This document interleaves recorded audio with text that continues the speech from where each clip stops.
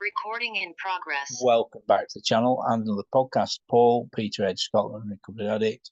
Really pleased to have been joined today by Sammy. Hi everyone, my name is Sammy O and I am a grateful recovering alcoholic and addict. Oh, great. Thanks for being here today with us. Sammy's going to share his experience, strength and hope, message of sobriety and recovery with us. I do just want to say that there are active male and female sponsorship lists. So if you're here listening to this broadcast and you're looking for sponsorship, if you put your first name and your number wherever you see this posted, we will get back to you and send them to you directly on WhatsApp. We also have very healthy WhatsApp groups we can add you to where you can read things about recovery and network on a daily basis. So if that's something you're interested in, let us know. We also have a whole plethora of resources we can send you on WhatsApp. So do let us know if you're interested in those things. Furthermore, there's now, I think there's over 80 broadcasts on this Cocaine Anonymous 12-step program YouTube channel. So we've got podcasts on each of the steps. There's 2 on step 1 and 2 on step 2. One's never enough. And we've probably got over 24 personal stories like this one on the channel now. There's also podcasts on the spiritual malady, the ABCs of addiction, on each of the traditions. So yeah, bear in mind you can pause, rewind, fast forward, and share this broadcast with us, whoever you will.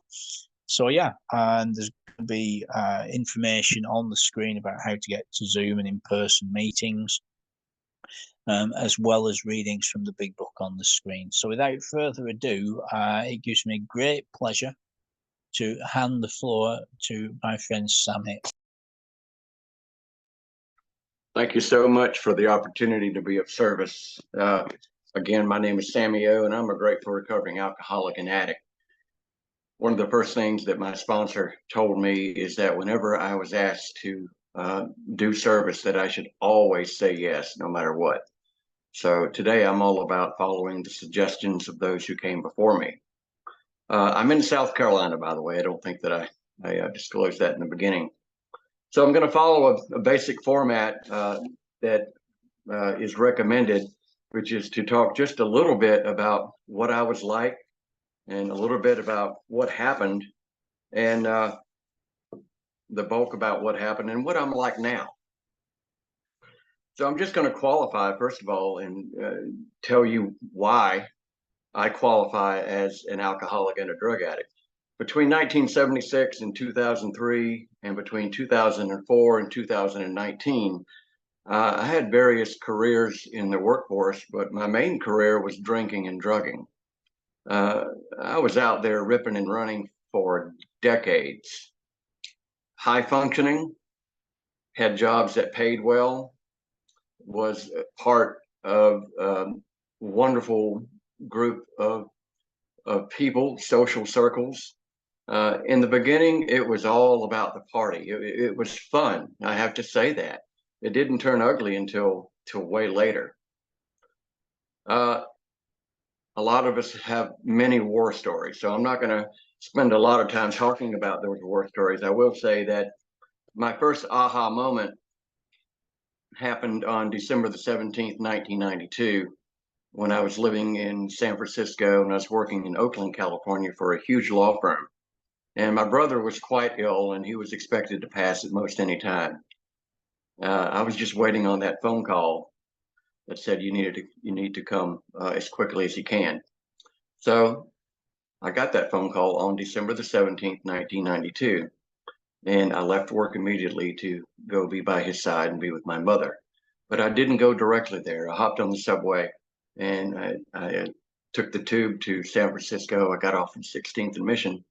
First thing I did is I found my crack cocaine dealer and I bought some crack.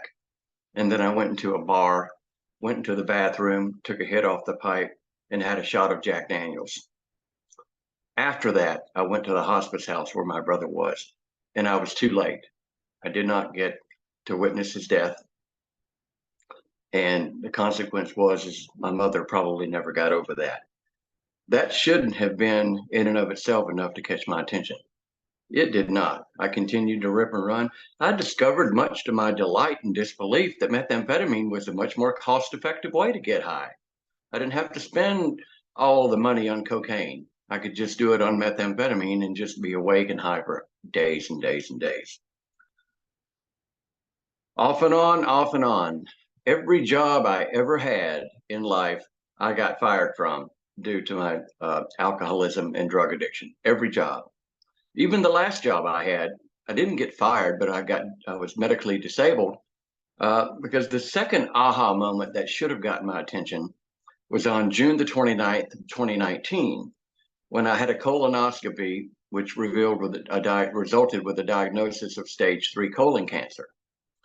That set into motion a place that every drug addict is waiting to find, which is to have a virtual unlimited supply of narcotics. It was never ending. And the disease of addiction truly is progressive. It just got worse and worse and worse. I was fortunate enough to have a primary care doctor that not once, but twice held my hand as he weaned me off of those narcotic medications. That should have got my attention, right? Didn't get my attention. What really got my attention is, let me back up just a little bit. So what happened? Okay, that's my qualifier. So what happened? In March of 2022, I was at a surprise birthday party about a mile from my home, where I met a marvelous young man who eventually has turned out to be my sponsor. He and I got on together immediately, and he almost immediately identified to me as an alcoholic and addict in recovery. Turns out he's got more than a decade of clean and sober time. So our friendship grew very fast, and it developed over time as I followed him as he traveled around the world doing what he does. And that evolved into that of him being my sponsor. And I'll tell you how that happened. Basically, in October of last year is when I had just had enough. I was off of all of the opioids, but I had a severe addiction to benzodiazepines. And I broke my wrist, I fell, I got behind the wheel of a car, I put myself and other people at danger. It was just a mess. And in October of last year, I decided at that time I was going to the very first time in a recovery. Back up just a bit, 2003, at the end of a methamphetamine 9-day binge, I did enter recovery for the first time. On July the 1st, 2003, I went to my very first AA meeting. And I stayed clean and sober for a year, basically due to self-will. But I was not in recovery. I was simply abstinent. But during that 1-year period between 2003 and 2004, a miracle did happen. The obsession to drink alcohol was permanently lifted from me. I haven't had a drink of alcohol in over 21 years. That probably in and of itself has saved my life. Okay, so we'll fast forward to last year. So in October of last year, I decided, okay, I'm going to try this recovery thing. I started going to meetings. I get out very seldom here. I'm not completely homebound, but I have some medical conditions that kind of restrict my movements. I do get out now and again, but my involvement in these fellowships is by and large virtual. And so I started really embracing different fellowships. I identify with several different fellowships, not just Cocaine Anonymous, but Narcotics Anonymous and a couple of the other ones. And I started going to meetings and I started really getting into it. And I started reading the literature and absorbing and digesting what the literature had to say. And things started to happen. I felt like my spirit was being convicted in a new way. I felt different.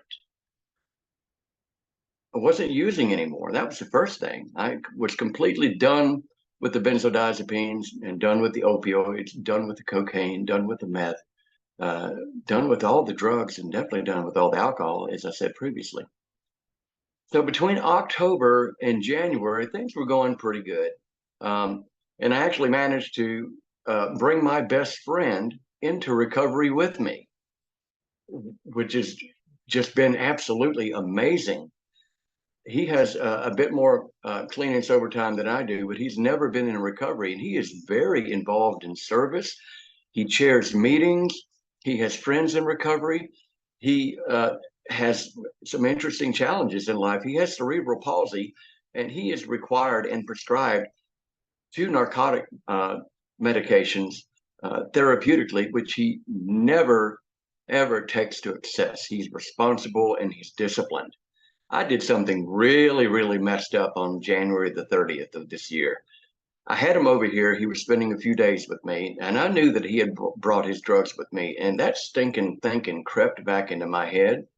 And before I knew what was happening, I completely took advantage of my best friend, a little tiny man who suffers from cerebral palsy, and completely bullied him into giving me an oxycodone and an Ativan. That nearly rocked my world. After I had done that, I suffered through a level of guilt that I cannot even begin to describe. It just really put me into hysterics. I had hurt my friend, and he didn't deserve that at all. First thing I did is I called my friend Tom. As I recall, I was pretty much in hysterics over the phone with him and told him what I had done.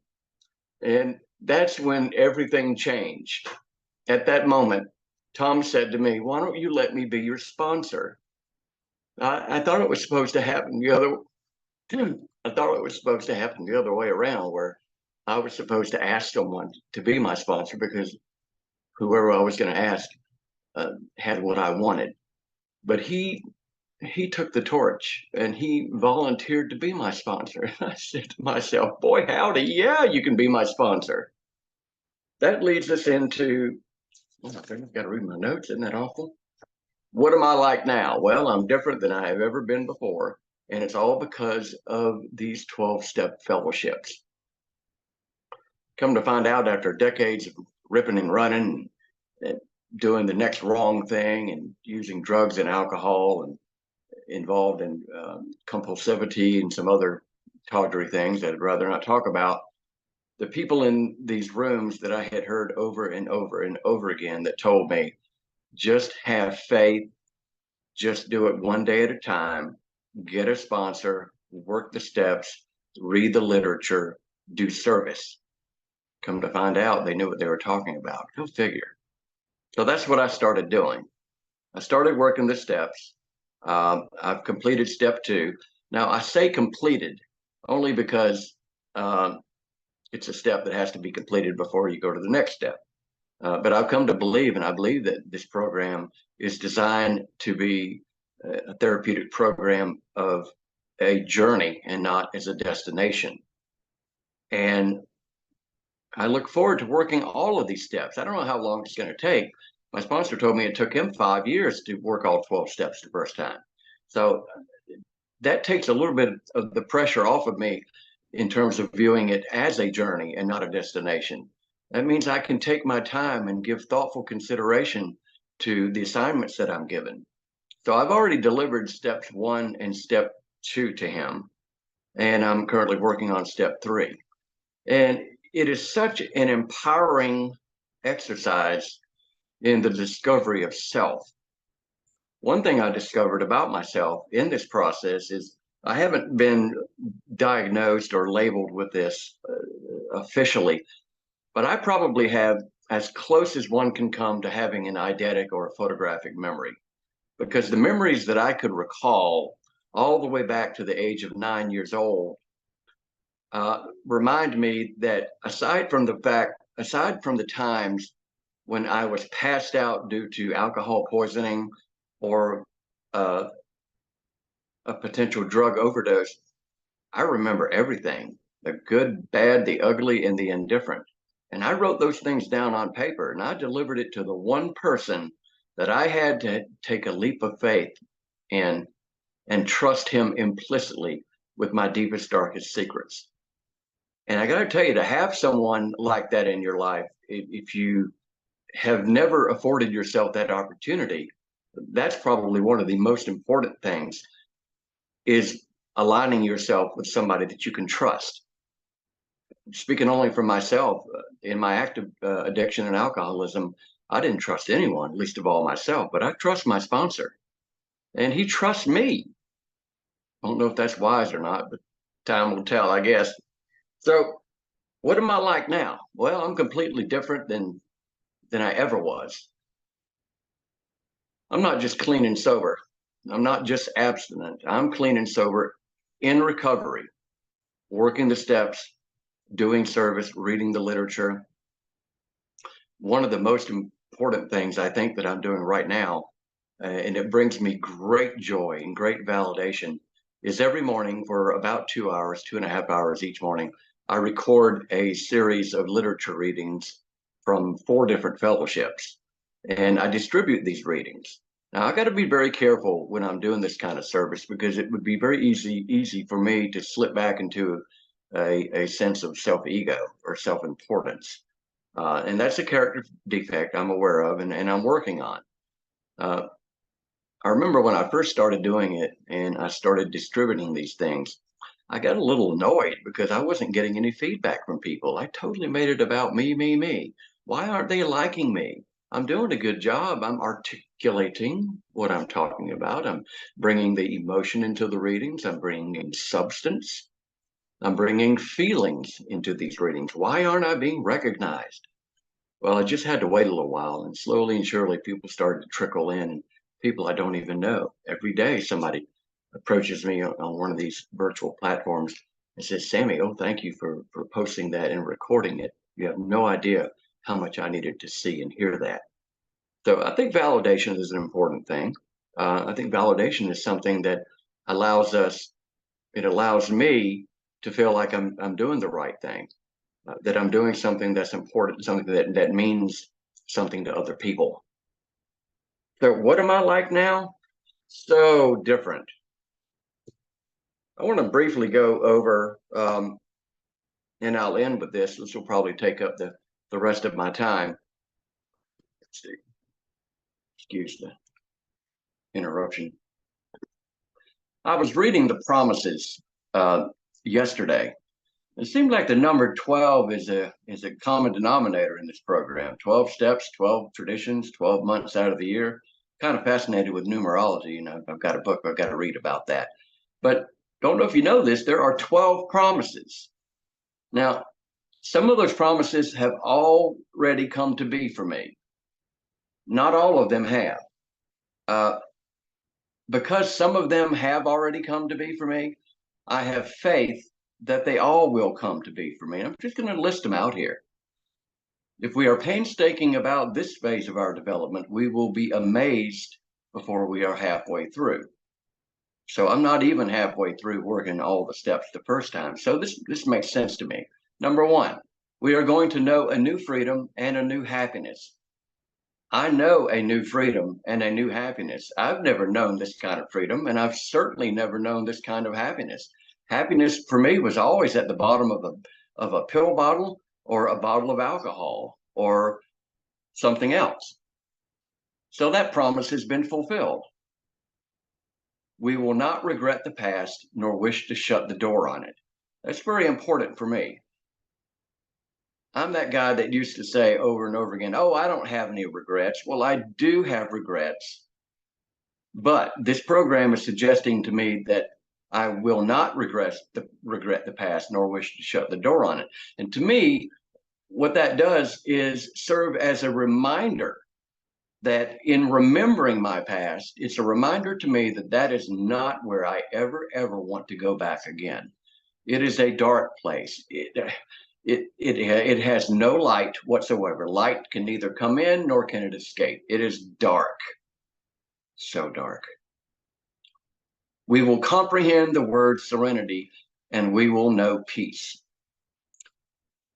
Yeah. Serenity and happiness are synonymous with me. And as far as do I know peace? I do know peace because I have a sense of calmness in my life that I never had in any other time in my life. No matter how far the scale we have gone, we will see how our experience can benefit others. I feel like I'm experiencing that. I feel like that the limited experience that I have in recovery is benefiting other people. This service work that I do has literally changed my life. It has given me a sense of purpose. a sense of good purpose. I think there's good and bad purposes in life, and this is most certainly a good purpose. So that's a promise that is continually to being fulfilled in my life. That feeling of uselessness and self-pity will disappear. I think the feelings of uselessness have disappeared, but self-pity, probably not yet. That's probably still a character defect that I'm working on. I can launch into a pity party in a minute, but I don't stay there very long because nobody wants to go to it with me. I'm having a pity party by myself, and that's no fun. We will lose interest in selfish things and gain interest in our fellows.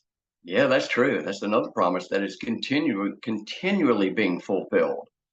Selfish things for me would have been doing anything without someone, either in thought or in person. Gain interest in our fellows. I have great interest in my fellows in recovery, and some of them have some interest in me, which is kind of cool. Self-seeking will slip away. Working on it. Character defect. I don't like that word defect, but it is what it is. Our whole attitude and outlook upon life will change. Working on it. I feel like that I have an attitude of gratitude, and that kind of reminds me, this program is full of idioms and cliches. One day at a time, keep coming back. Just don't pick up no matter what. One is too many, 1,000 is never enough. These cliches sound kind of corny to those outside of the fellowship that don't have any experience nor the need for recovery. But for me, I cling to them. They are the secret sauce that contributes to keeping me alive and keeping me clean and sober. And I remind myself of it every single day. Fear of people and of economic insecurity will leave us. Working on it. And I already know that I don't have to worry about it. I am not a person of any substantial material wealth at all by any stretch of the imagination. Some days I don't have two shiny dimes to rub together, but that's okay. I always have enough. And for me, in sobriety and in recovery, enough is enough. A lot of people don't have enough. And so I'm grateful for that. Fear of people, yeah, people still kind of scare me. So maybe that's a character defect. Working on it. We will intuitively know how to handle situations which used to baffle us. Working on it. Don't think I'm quite smart enough or quite deep enough into the fellowship to embrace that. Working on it. We will suddenly realize that God is doing for us what we could not do for ourselves. True that. That brings to mind to me that one thing I'm grateful for is that this is a spiritual and not a religious program. I grew up as the son of an ordained Southern Baptist minister, a man who was a brilliant orator. He had a master's degree in divinity, and he could deliver a mean sermon, and his parishioners worshiped the ground that he walked on. But when church was over and we went home, the monster came out, and he was abusive in every way possible. And I don't blame him for my addiction or alcoholism anymore. I used to blame him for a very long time. But he is the reason that I ran, not walked. I ran away from home when I graduated from high school to join the Air Force. And I ran to the bottle and I ran to the drug. And that takes us back to the spirituality of my program. I don't want anyone to misunderstand me. Those who adhere to Christian Judeo principles and that the higher power of their understanding is whom they call God the Father, the Son, and the Holy Spirit, that's wonderful. You, whomever has every right to their higher power, as I do. My higher power, I call Mother Earth. Some people would say that makes me a pagan. I don't think so. I'm not a practicing anything. I'm a practicing recovering addict if I'm anything. My sponsor asked me an interesting question the other day that I had not considered this. He asked me, have you named your higher power? Does she have a name? And I hadn't thought about that. What an interesting question. Didn't take me long to come up with a name. Her name is Grace because she has the grace to carry me when I can't carry myself. Are these extravagant promises? No, they're not. They are being fulfilled among us, sometimes quickly, sometimes slowly. They will always materialize if we work for them. I believe that to be true. And for me to believe that to be true requires me to have faith in two things: faith in a power greater than myself, and faith in this program. I did it my way for a very, very long time. The fact that I'm still alive is amazing. The cancer diagnosis on June the 29th of 2020, which was followed by insane amounts of narcotics, it's pretty amazing. All things considered, I'm fairly healthy. I'm 4.5 years in remission. No signs that the cancer is coming back. I used to be that guy on his high horse that said, well, if the cancer does come back, I'm not going to go through that chemo and radiation anymore. Well, that's a bunch of crap. Yes, I will. I'll do it. If I'm prescribed medication for it, I'll take it as prescribed, because now I think I have the tools to know how to do that. I'm not projecting. I'm just saying that if that ever does come to be, I want to do everything that I can to live and to live life abundantly, because I've got way too much experience living it the other way. Um, for me, it's sometimes all about making up for lost time. And I'm 66 years old, so I'm in the fourth quarter. I mean, one of the tenets of the program mentions that the ends of active addiction is always the same: jails, institutions, and death. Well, I've seen the jails and I've seen the institutions. I've only got one more card to play. So I'm in the fourth quarter, right? Uh, but I'm going to make it the best fourth quarter of my life. I mean, first down and 10, and I'm going to make that touchdown. I can assure you. Thank you for letting me tell my story. I'm exhausted, but it's what my mom would call is a happy tired. And thank you for letting me share. Thanks for sharing, Sammy. That was a brilliant share. Appreciate you being here, taking time to carry that message of hope and freedom and courage, across the airwaves and into the future. This will be out there on the internet and people can hear your message. And once again, folks, feel free to reach out if you're looking for sponsorship. You can let us know in the chat with your first name, your number, and we will get back to you.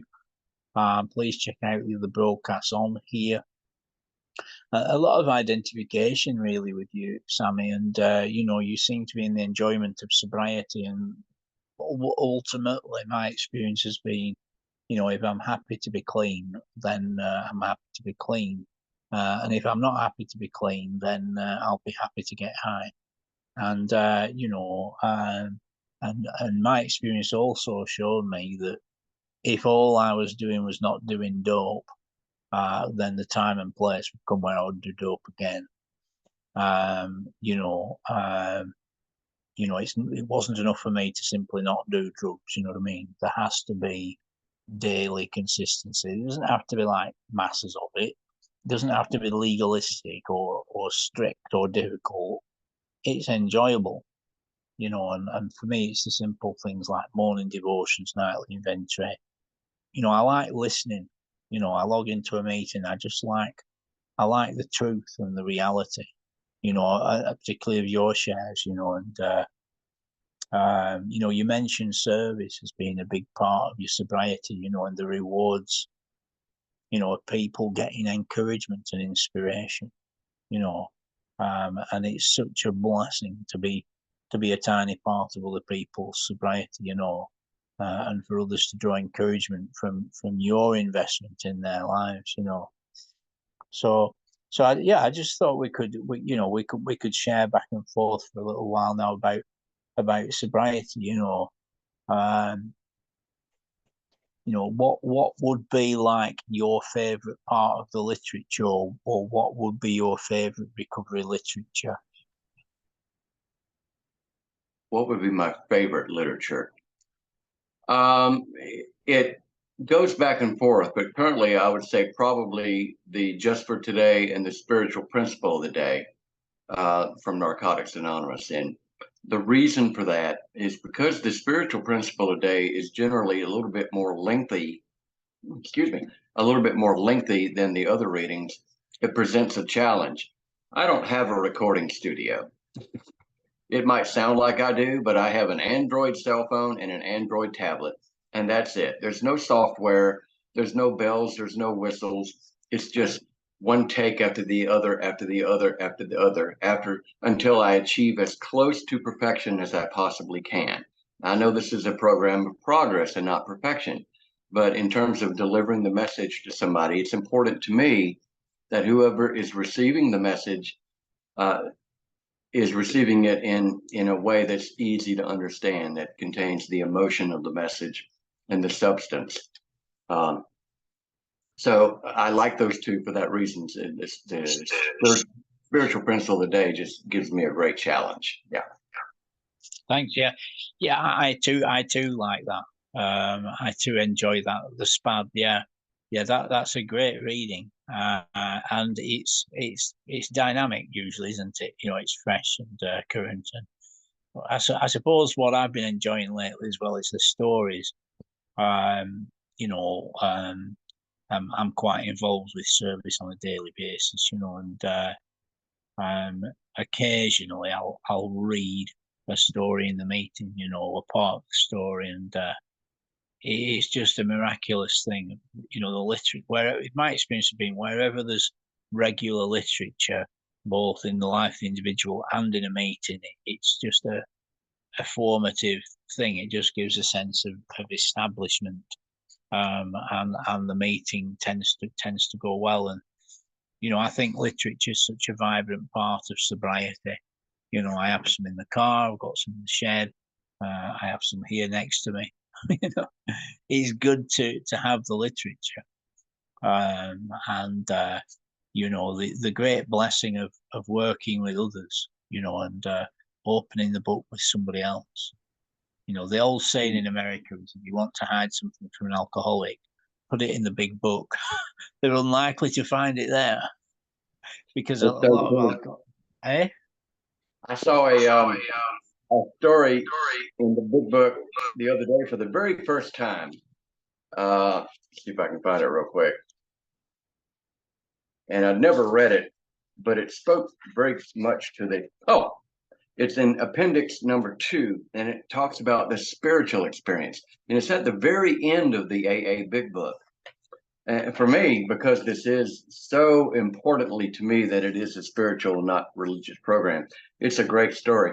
And like you said, there is such an abundance of literature in all of these different 12-step fellowships. One can never run out of material to read and record. And for me, it's kind of interesting. I noticed this the other day. Of all the recordings that I do, sometimes I'll go back and I'll reread them.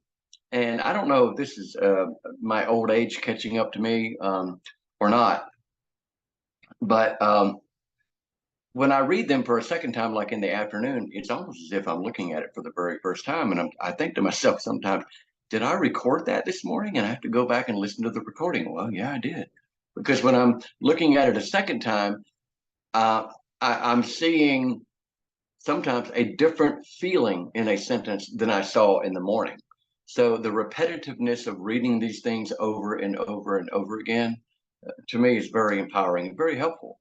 Yeah, that's the story that you have up on the screen there, spiritual experience. Yeah, we can talk about that in a minute. I just wanted to say as well, you know, that reading the literature aloud is a very powerful thing. It's very affirming. It's very liberating. It's very empowering. It truly is, you know. And persons of all different. I mean, for me, the higher power is the Lord Jesus Christ, the Son of God. And so, for me, reading the scriptures aloud is exceptionally powerful. You know, declaring the word of God is exceptionally powerful. And reading the recovery literature aloud is very strong. You know, and I do encourage people I work with to read aloud if they possibly can. You know, because it's such a powerful thing to do, and to do it every day. You know, and I know with the recordings you do, you know, you've got such a great voice for it. And I once heard it put this. You really have. I once heard it put like this: You know, a bird doesn't carry a message. It simply sings its song. Oh, I like that. Yeah, and that's what comes across. But come on, let's talk about this for a little while. What's your thoughts on this spiritual experience on page 5, 6, 7? Well, let's see. The terms spiritual experience and spiritual awakening are used many times in this book, which upon careful reading shows that the personality change sufficient to bring about recovery from alcoholism has manifested itself among us in many different forms. Yeah, it has. Yet it is true that our first printing gave many readers the impression that these personality changes or religious experiences must be in the nature of sudden and spectacular upheavals. Happily for everyone, this conclusion is erroneous.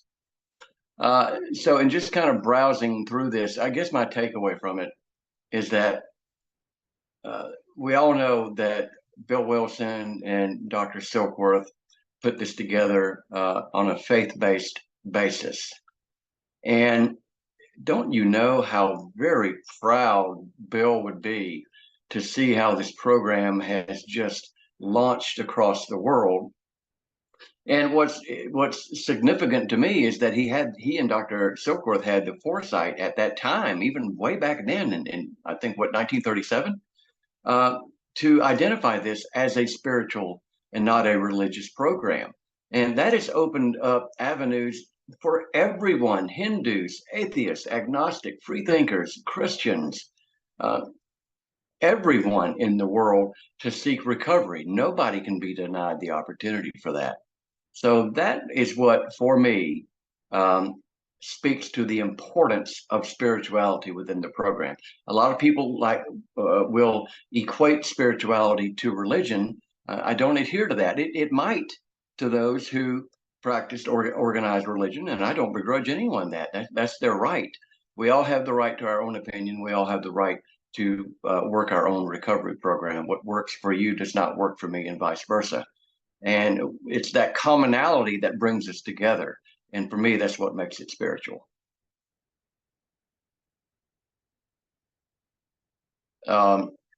Let's see here. I'll just read on, I guess.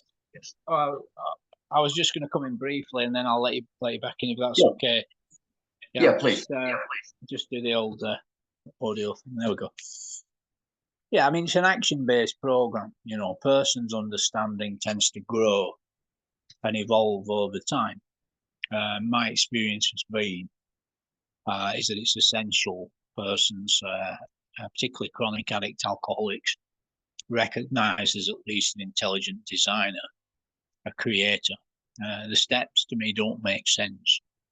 It simply doesn't make sense to be asking somebody for the knowledge of what they want you to do and how they want you to live. There's no point asking someone for power if you don't believe there's someone that's got the power. It just doesn't make sense. It makes a mockery of the process and the literature. So we deal with people getting clean and staying clean. You know, we don't specify whether you believe in Jehovah, Allah, Spirit of the Universe, Lord Jesus Christ. You know, we don't do that. That's not what we're about. What we're about is cleaning addicts up and addicts staying clean, teaching people these steps so people learn to live clean. That's what we're about. You know, the best of the medical estimation is that the entire abstinence is the only solution. And the only thing that's going to maintain entire abstinence is an entire psychic change, which is an internal shift. The best of psychiatry tells us that we need an ongoing vital spiritual experience sufficient to keep us interested in staying clean and sober. Back to you, Sammy. Okay. Yeah, I completely relate to that. I'm going to switch gears just a minute because I want to touch on step 8, which is becoming willing to make amends to those that we had harmed. The month of August seems like this is all about numerology again. The month of August is the 8th month of the year, and now we're talking in August. The literature was very much focused around step 8. And although I've only just worked steps 1 and 2, and I'm currently working step 3, step 8 has been on my mind a lot because I did a great many people harm, most of all myself, of course. One thing very painful happened a couple of weeks ago is I have one remaining brother and sister-in-law that are alive, and two lovely nieces. And one of them got married a couple of weekends ago. And not only was I not invited, I was not allowed to attend or participate.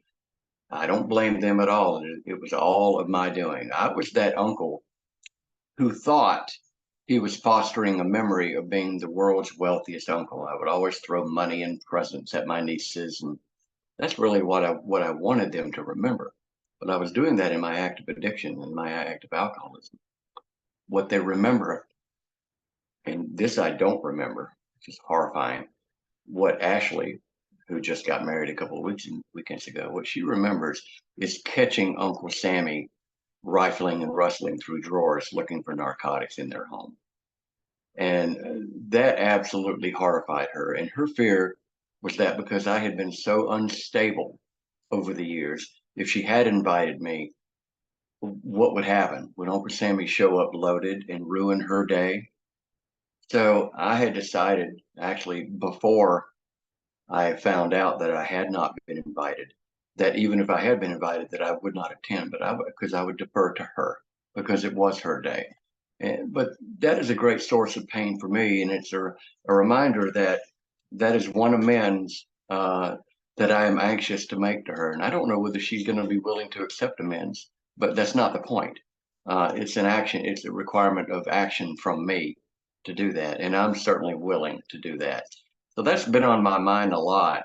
Um, I read in some literature not too terribly long ago about uh, people or addicts doing a step 8 and making a list of all persons they had harmed, and a lot of them were dead. I don't know how I'm going to navigate that either. I mean, I have to go back decades, and I don't know how I'm going to find these people. So, fortunately, I've got a sponsor that has some experience in that, and he's going to give me some suggestions and tell me how I could go about that. And as painful as that experience might turn out to be, I think it is absolutely necessary for my continued recovery and my continued path of healing. Back to you, Paul. Yeah. Mm-hmm. Yeah. I love what it says at the end there, the contempt prior to investigation, the willingness. I don't know about you, but when I would score, I didn't, scientifically examine the gear. It was going in one way or another, usually pretty quickly. But we get all so particular when we get clean. Oh wow, we get very particular. This common solution has worked for probably around 20 million folks over 80 years now. And, the recognition of a creator, the recognition of the literature, the recognition of the fellowship, and the shared experience, the collective experience of the group, and the multitude of counselors is safety, and in the middle of the herd, sponsorship, Stepwork service, and it's a holistic solution, that anyone can experience. And the steps are designed to get us connected with infinite power, infinite love, infinite truth, and through the maintenance of that connection, I'm easily able to control any urge to drink and drug, and that's been my experience for quite a while now. And it can be anyone who's listening to this experience as well. That's the beauty of the program. When the program was put together, it was a common solution. There was people that said, "Oh no, it needs to be more like this," and other people like, "No, it needs to be more like that." But after great, after great exercise, they came up with this common solution. And I like what it says there: willingness, honesty, and open-mindedness. That's called the who of the program.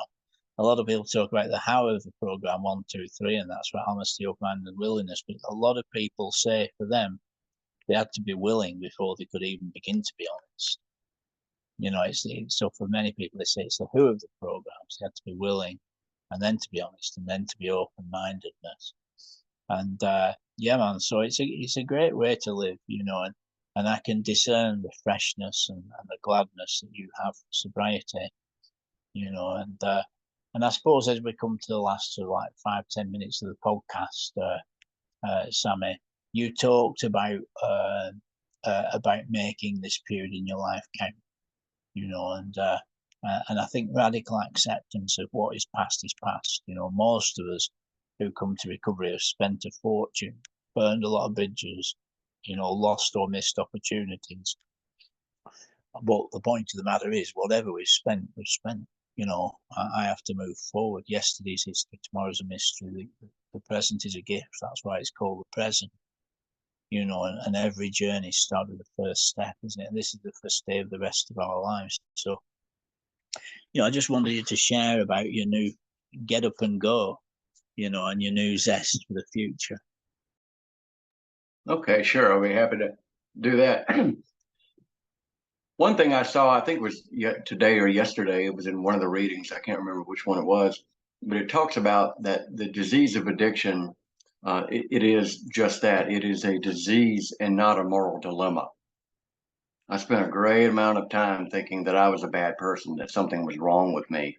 Well, something was wrong with me in the sense that I had a terrible addiction to drugs and alcohol, but it certainly was not a moral dilemma.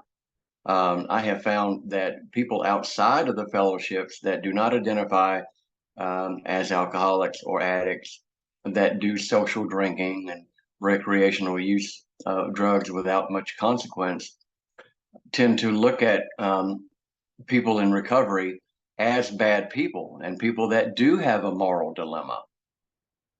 And I just want to shake them and just tell them that's just not true. Don't judge me. I can be judgy, another character defect, but I try not to today. But yeah, the joy of the program today is just, it's amazing. People talk about a pink cloud existing in an environment of a pink cloud. Well, the clouds around my house are pink all the time. The sun rarely comes out because the clouds are always there and they're always pink. And if they stay that way for the rest of my life, that's okay too. I don't want to get a sunburn anyway. So, and back to the whole moral dilemma thing, and this extends to my family. And I suspect it's probably the same for many other people. And I think people get a lot of baggage out of holding things against an alcoholic and an addict that they did in the past that they can't undo.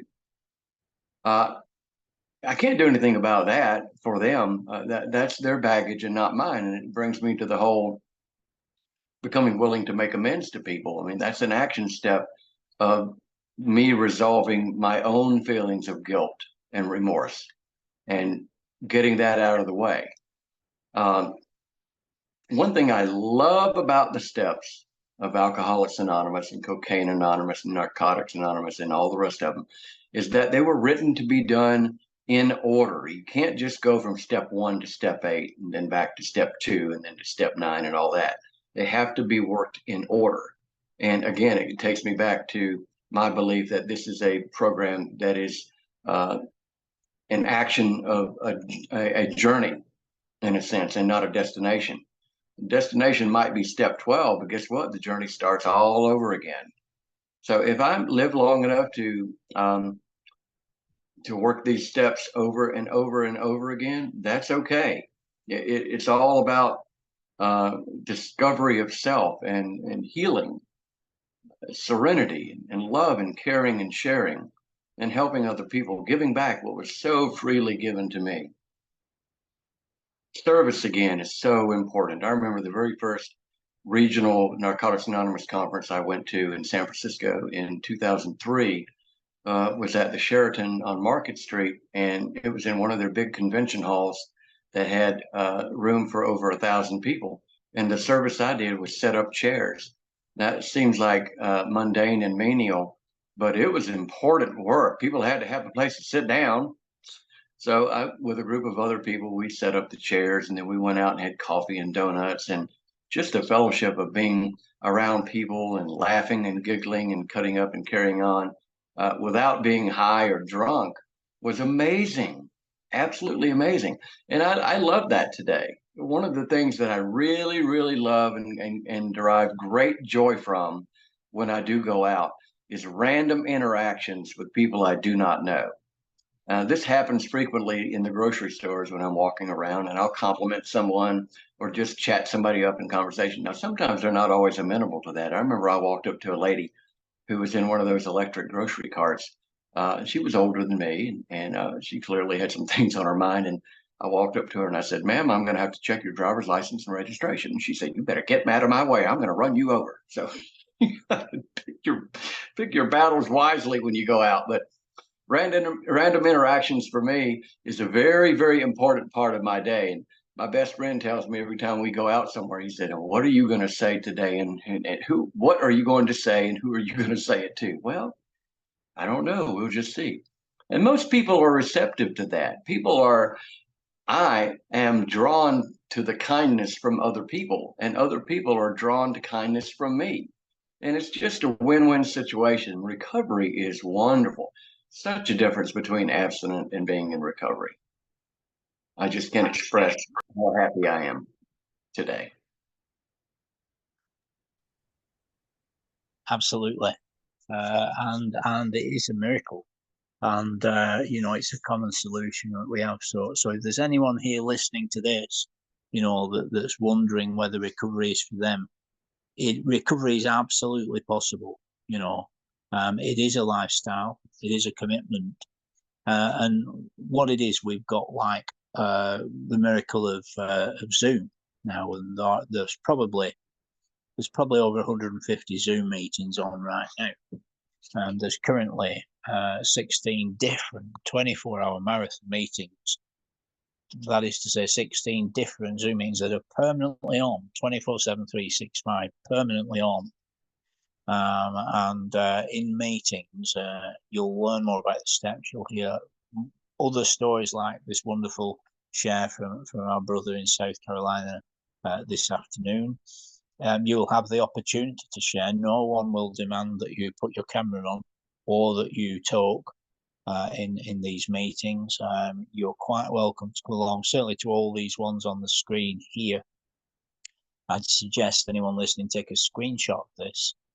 This we've compiled over a period of time. All these meetings on the screen are on every single day. I'm part of a very healthy group called We Can Recover, that is in the purple box at the top. It's on 3 times a day, every day, all year round. 2 p.m., 8 p.m., 9:30 UK time, which is 9 a.m., 3 p.m., 4:30 Eastern in American time. But all those meetings are on every single day. And you'd be very welcome at any of those meetings, the public meetings. So if you're here listening to this podcast and you've never been to a 12-step meeting, come along to a meeting and you can hear real people like this gentleman sharing their story of courage and freedom and peace and serenity and victory. So yeah, take a screenshot of this. Also, if you're in Britain, if you go to cocaineanonymous.org.uk, you'll get information about in-person meetings, and there's leaflets on there and information about up-and-coming events in the UK. So that brings us to our closing remarks, my friend. I want to thank you for taking time to be here today. It's been most enjoyable. I appreciate you. I appreciate your voice, your serenity, your courage, your freedom, your willingness to help others. And recovery is a wonderful, wonderful thing. Is there anything you'd like to share with our listeners in closing? Well, I think probably the most important thing of everything is if one is willing to just simply take a leap of faith, and I'm just going to throw a cliche in here, just wait 5 minutes for the miracle to happen, because it will happen. I'm not telling you anything else that others didn't tell me before. I'm saying the same thing. The only difference is I know it, I believe it, and I live it. And I wish for all of you that you find just a crumb of what I found. It can change your life. It will change your life. Just have faith. Thank you. Lovely. Thanks for being here, Sam. I really appreciate your share. I really, really do. And so stay safe, family. Stay strong in the solution, in prayer, more power. The solution is in the steps, in the literature, and in the meetings. but mostly in God's power. So thanks everyone for tuning in today, and we'll be back soon with another recording.